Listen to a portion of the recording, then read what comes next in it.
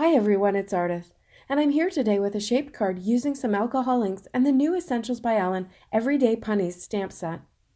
I wanted to have some fun making some coffee for my coffee cup shaped card, and I thought that alcohol inks would make for some magical Java. Here's my alcohol ink setup. Some Copic refills in coffee colors, pipettes for applying the ink to the paper, an air puffer to blow the ink and save me from getting a headache using a straw, some blending solution in a glass, and a cheap palette. I started by putting a couple of drops of each shade of brown ink into the palette, as well as some rose gold mixative from Ranger to add a bit of shine. I picked up some of the lightest ink with one of the pipettes and I put it into the center of my Yupo panel.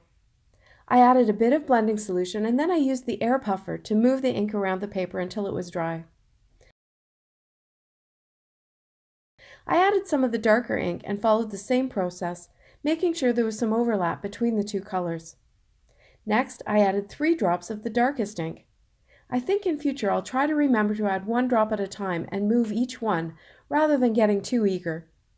This is definitely a process that takes some time and focus, building up layer after layer to get a totally unique look. I kept adding ink and blending solution until I had something I felt pretty happy with. Next, I added some of the mixative in the same way, spreading the shimmer around the panel. Again, I added ink and blending solution until I was happy.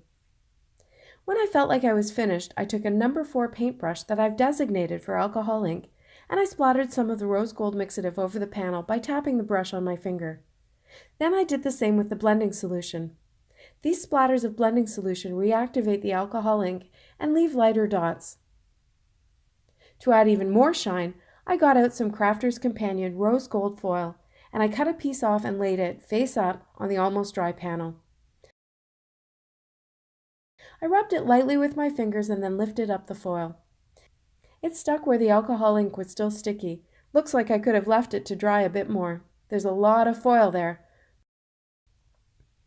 Next, I grabbed a circle die and I found what I thought was the best area for my coffee cup. When I ran it through my Gemini Junior, I used a piece of scrap paper between the Yupo panel and the magnet part of the sandwich so that there was no chance of the ink sticking to the magnet. To finish the card, I cut a slightly larger circle-shaped white card base by placing the circle die just slightly over the fold of a card. I added a handle created from one of the negative die cuts from the winter window set, and I rounded the corner of it with my scissors. I stamped the sentiment with icing on the cake ink from Catherine Pooler Designs. I hope you enjoyed this video. Making this magical cup of coffee was a lot of fun and a real learning experience too. Shopping links are below and on my blog. Thanks so much for watching. See you next time.